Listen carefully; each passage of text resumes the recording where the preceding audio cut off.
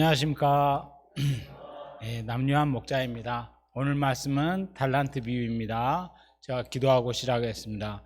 사랑의 하나님 아버지, 참 저희에게 또 귀한 생명의 말씀을 주시고자 하시니 감사합니다.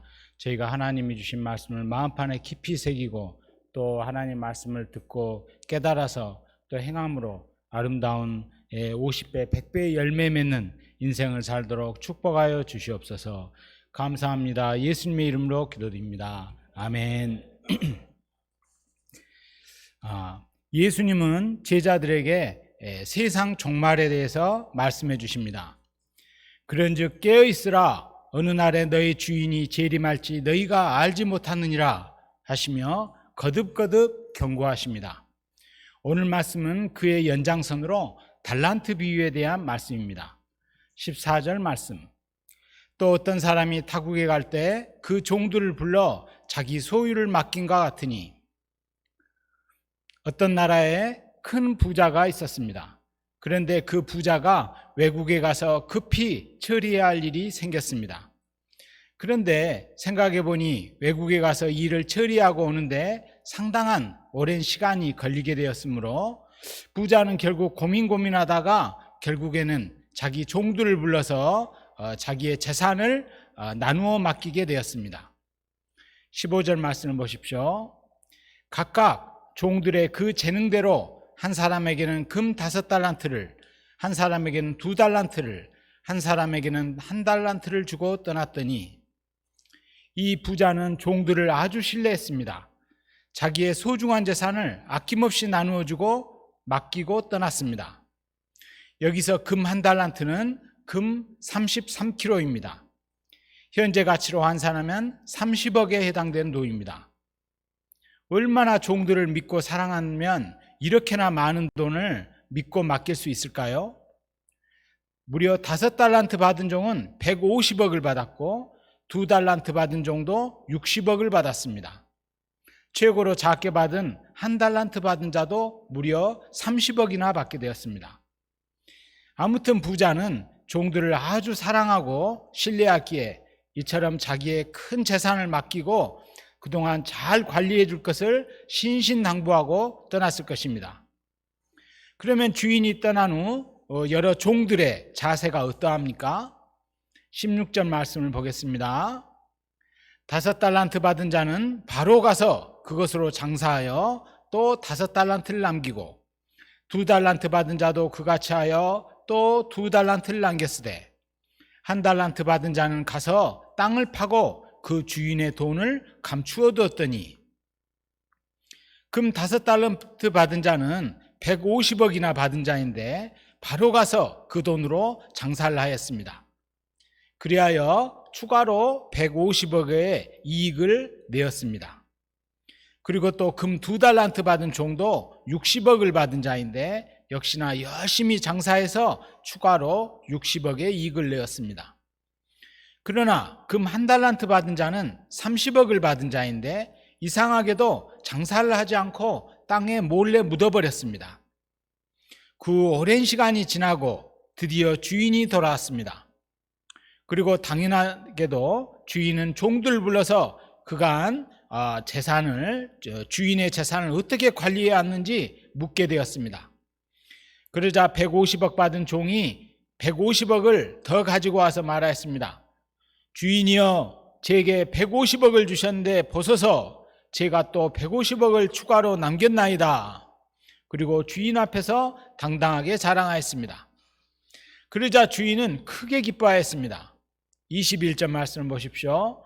그 주인이 이르되 잘하였도다 착하고 충성된 종아, 네가 적은 일에 충성하였음에 내가 많은 것으로 내게 맡기리니 네 주인의 즐거움에 참여할지어다 하고 크게 칭찬하면서 300억을 관리하도록 축복하여 주었습니다. 22절 말씀. 2달란트 받은 자도 와서 이르되 주인이여, 제게 금 2달란트 즉 60억을 주셨는데 보소서, 제가 또 금 2달란트 60억을 추가로 남겼나이다 보고하였습니다.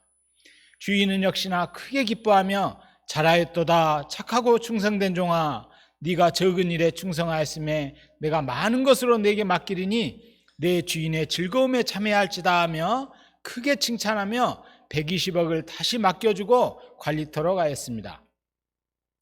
그때 마지막으로 한 달란트 즉 30억 받은 자가 와서 말하였습니다. 주인이여, 당신은 인색하고 굳은 사람이라 심지 않는 데서 거두고 씨를 뿌리지 않는 곳에서 거두는 그런 분인 줄 잘 알고 있습니다. 저는 주인님이 두려워서 돈을 땅에다 묻어두었습니다.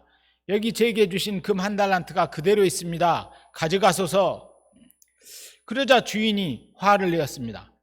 이 악하고 게으른 종아, 네가 날 그렇게 인색하고 혹독하고 잔인하며 무자비한 사람으로 알았느냐?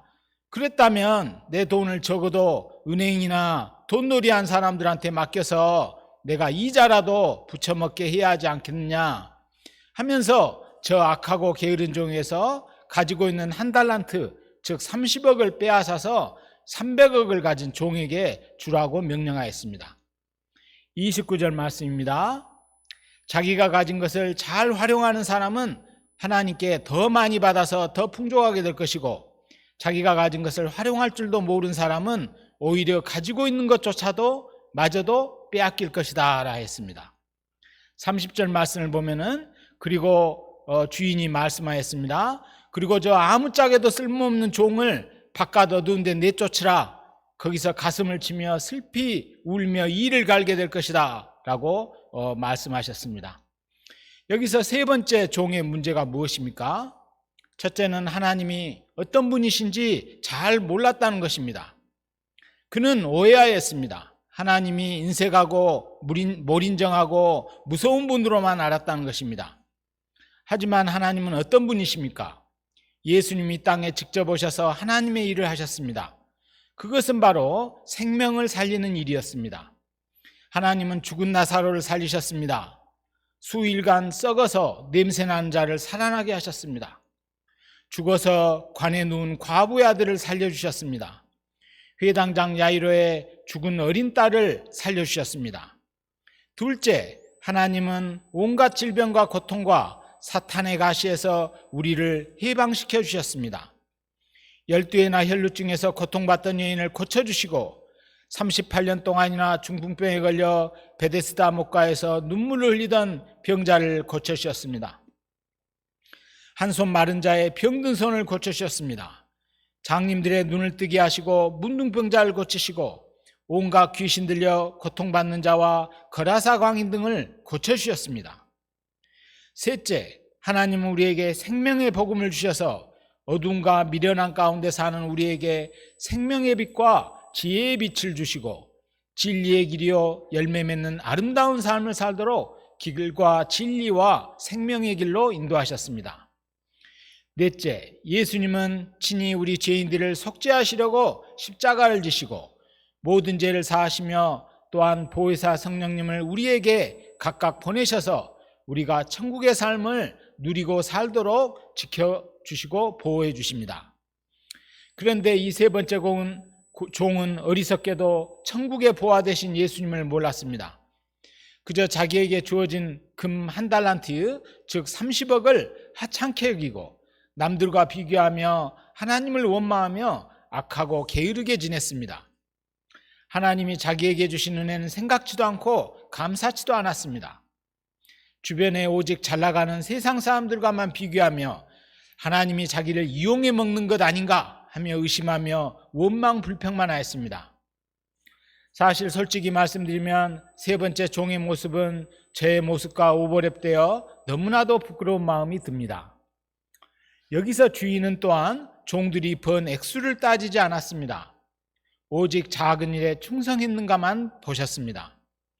그러므로 우리는 다른 이들과 비교해서는 안 되겠습니다. 특히나 돈과 쾌락에 중독된 세상 사람들과 비교해서는 절대로 안 되겠습니다.